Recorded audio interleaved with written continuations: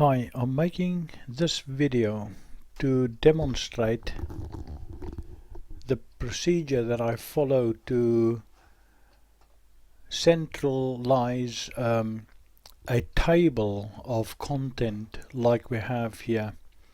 Now this, you can clearly see that this is a table that has been added to this page, as you can see there. And you can also see that it is left aligned, and it is very difficult to get it to right align if you try and use the normal editor. But there is a very simple trick to get this done properly, and I will demonstrate that now. You can see I'm already signed in to the website. All I now need to do is go in and edit this article. And once the editor has opened, you can clearly see that we are talking about a table here, and that it is left aligned. Now there is nowhere, even if you select the whole table, it will not centralize by using that central button.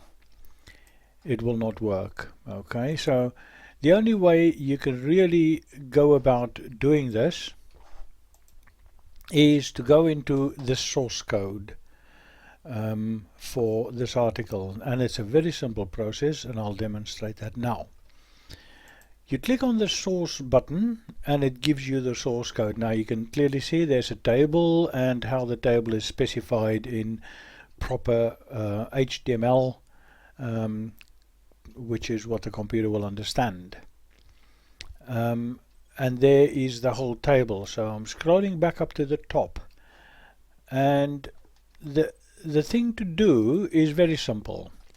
All you have to do is, before the line that says table, that defines the table, you have to enter, go back up and type the following line. Now you do this, as you can see there as well, you do this by using that opening sort of sign, which is the less than sign. So you type that in, and then you type div space align equals, and then within quotes center.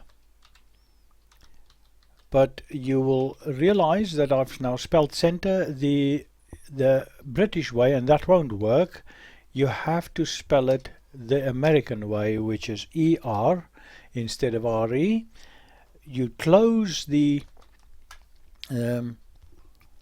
quotation mark, and you close the line by entering a greater than sign. And that's it. If you now click on the button source again so you can see what it is, you will find that it is now centralized in the page, and that is how simple this is. A very simple thing. The other thing, that if I would have done this, just a few tips, if I would have done this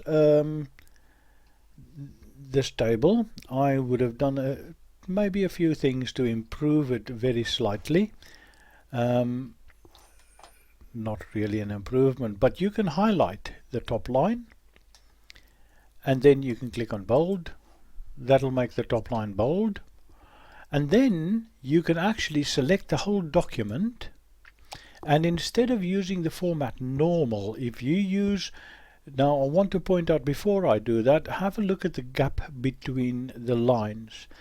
If you want that gap smaller between the lines, maybe you don't, but if you do want the gap smaller, then I would not use the format normal, but I would go down and use the format for normal div. If I click on that, just notice how those lines will get closer to each other.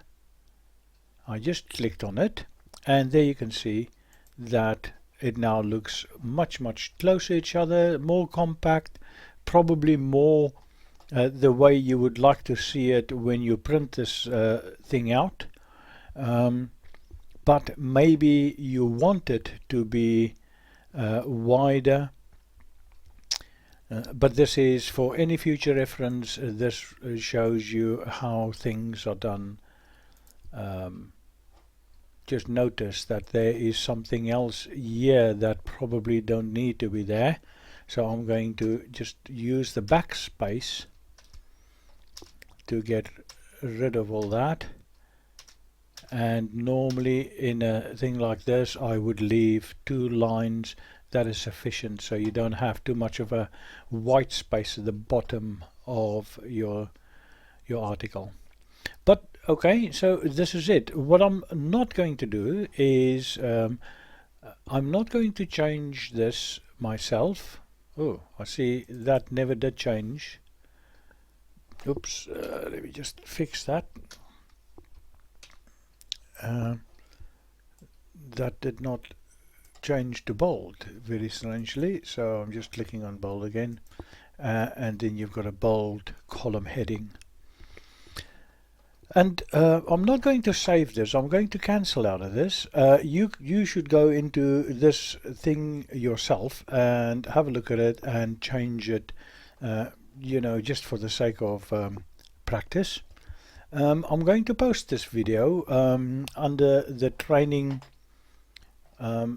administrator training, and you can have a look at it there, and I will email you to tell you that it is there for you to have a look at. Okay, so at this time I'm just going to cancel this document. If I cancel, not close, you need to cancel it first, otherwise you lock the article down and then you can't edit it again. I'm just going to cancel, and now as you can see it is back as it was before I made the changes. So I just made this video so you can see how this is done. So I hope this helps. You know, this kind of training is always useful. Thank you for watching.